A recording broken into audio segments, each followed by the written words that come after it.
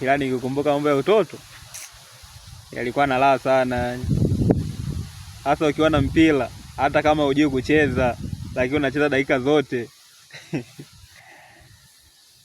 Hata ukipewa kazi ngumu nyumbani kwako, unakuja kusaidiwa ili mwahi kumaliza uende uwanjani. Yaani ukiwa na mpira, ulikuwa unaenjoy. Hasa ule wako shuleni eti mtoto anunue kitu afu asikupe. Haki ya Mungu namba hapati. Yaani unakuwa kama mfalme ukiwa na mpira. Unakuwa kama mfalme. Na mwenye mpira haruhusiwi kusemwa. Ukimsema unatoka nje, na usipotoka nje anachukua mpira wake anaondoka, au ndo mchezo umeisha hapo. Mambo ya utoto hayo. Timu pinzani kama anaingia mkubwa mmoja, timu nyingine wanaingia wadogo wawili. Halo. Kazi kweli kweli. Bora maisha utotoni angejirudia tena, tulikuwa tunaenjoy sana yani.